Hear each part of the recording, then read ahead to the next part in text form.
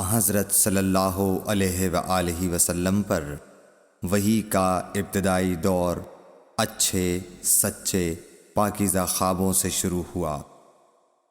آپ خواب میں جو کچھ دیکھتے وہ صبح کی روشنی کی طرح صحیح اور سچا ثابت ہوتا۔ پھر من جانب قدرت آپ تنہائی پسند ہو گئے اور آپ نے غار حرا میں خلوت نشینی اختیار فرمائی اور کئی دن اور رات وہاں مسلسل عبادت اور یاد الہی و ذکر میں مشغول رہنے لگے۔ جب تک گھر آنے کو دل نہ چاہتا توشہ ہمراہ لیے ہوئے وہاں رہتے۔ توشہ ختم ہونے پر ہی اہلیہ محترمہ حضرت خدیجہ رضی اللہ تعالی عنہا کے پاس تشریف لاتے اور کچھ توشہ ہمراہ لے کر پھر وہاں جا کر خلوت گزین ہو جاتے۔ یہی طریقہ جاری رہا یہاں تک کہ آپ پر حق منکشف ہو گیا اور آپ غار حرا ہی میں قیام پذیر تھے کہ اچانک حضرت جبرائیل علیہ السلام آپ کے پاس حاضر ہوئے اور کہنے لگے کہ اے محمد پڑھو۔ آپ فرماتے ہیں کہ میں نے کہا کہ میں پڑھنا نہیں جانتا۔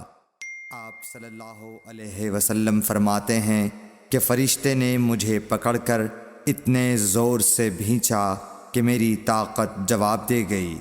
پھر مجھے چھوڑ کر کہا پڑھو۔ میں نے پھر وہی جواب دیا کہ میں پڑھا ہوا نہیں ہوں۔ اس فرشتے نے مجھ کو نہایت ہی زور سے بھینچا کہ مجھ کو سخت تکلیف محسوس ہوئی۔ پھر اس نے کہا کہ پڑھ۔ میں نے کہا میں پڑھا ہوا نہیں ہوں۔ فرشتے نے تیسری بار مجھ کو پکڑا اور تیسری مرتبہ پھر مجھ کو بھینچا۔ پھر مجھے چھوڑ دیا اور کہنے لگا کہ پڑھو اپنے رب کے نام کی مدد سے جس نے پیدا کیا اور انسان کو خون کی پھٹکی سے بنایا۔ پڑھو اور آپ کا رب بہت ہی مہربانیاں کرنے والا ہے۔ بس یہی آیتیں آپ حضرت جبرائیل علیہ السلام سے سن کر اس حال میں غار حرا سے واپس ہوئے کہ آپ کا دل اس انوکھے واقعے سے کانپ رہا تھا۔ آپ حضرت خدیجہ کے ہاں تشریف لائے اور فرمایا کہ مجھے کمبل اوڑھا دو، مجھے کمبل اوڑھا دو۔ لوگوں نے آپ کو کمبل اوڑھا دیا۔ جب آپ کا ڈر جاتا رہا تو آپ نے اپنی زوجہ محترمہ حضرت خدیجہ رضی اللہ تعالی عنہا کو تفصیل کے ساتھ یہ واقعہ سنایا اور فرمانے لگے کہ مجھ کو اب اپنی جان کا خوف ہو گیا ہے۔ آپ کی اہلیہ محترمہ حضرت خدیجہ رضی اللہ تعالی عنہا نے آپ کی ڈھارس بندھائی اور کہا کہ آپ کا خیال صحیح نہیں ہے۔ اللہ کی قسم آپ کو اللہ کبھی رسوا نہیں کرے گا۔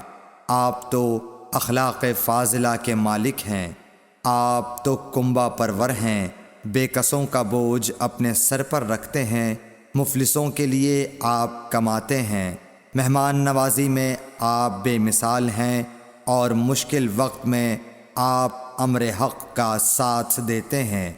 ایسے اوصاف حسنہ والا انسان یوں بے وقت ذلت و خواری کی موت نہیں پا سکتا۔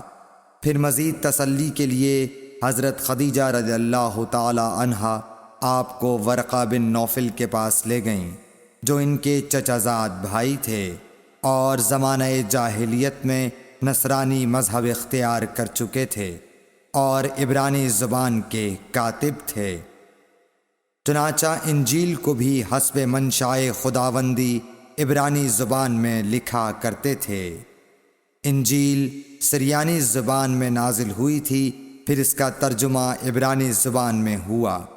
ورقہ اسی کو لکھتے تھے۔ وہ بہت بوڑھے ہو گئے تھے، یہاں تک کہ ان کی بینائی بھی رخصت ہو چکی تھی۔ حضرت خدیجہ رضی اللہ تعالی عنہا نے ان کے سامنے آپ کے حالات بیان کیے اور کہا کہ اے چچا زاد بھائی، اپنے بھتیجے محمد صلی اللہ علیہ وسلم کی زبانی ذرا ان کی کیفیت سن لیجئے۔ وہ بولے کہ بھتیجے آپ نے جو کچھ دیکھا ہے اس کی تفصیل سناؤ۔ چنانچہ آپ صلی اللہ علیہ وآلہ وسلم نے از اول تا آخر پورا واقعہ سنایا، جسے سن کر ورقہ بے اختیار ہو کر بول اٹھے کہ یہ تو وہی ناموس معزز رازدان فرشتہ ہے جسے اللہ نے حضرت موسیٰ علیہ السلام پر وحی دے کر بھیجا تھا۔ کاش میں آپ کے اس عہد نبوت کے شروع ہونے پر جواں عمر ہوتا، کاش میں اس وقت تک زندہ رہتا جب کہ آپ کی قوم آپ کو اس شہر سے نکال دے گی۔ رسول کریم صلی اللہ علیہ وآلہ وسلم نے یہ سن کر تعجب سے پوچھا کہ کیا وہ لوگ مجھ کو نکال دیں گے، حالانکہ میں تو ان میں صادق و امین و مقبول ہوں؟ ورقہ بولا، ہاں یہ سب کچھ سچ ہے، مگر جو شخص بھی آپ کی طرح امر حق لے کر آیا لوگ اس کے دشمن ہی ہو گئے ہیں۔ اگر مجھے آپ کی نبوت کا وہ زمانہ مل جائے تو میں آپ کی پوری مدد کروں گا، مگر ورقہ کچھ دنوں کے بعد انتقال کر گئے، پھر کچھ عرصے تک وحی کی آمد موقوف رہی۔ صحیح بخاری حدیث نمبر 3۔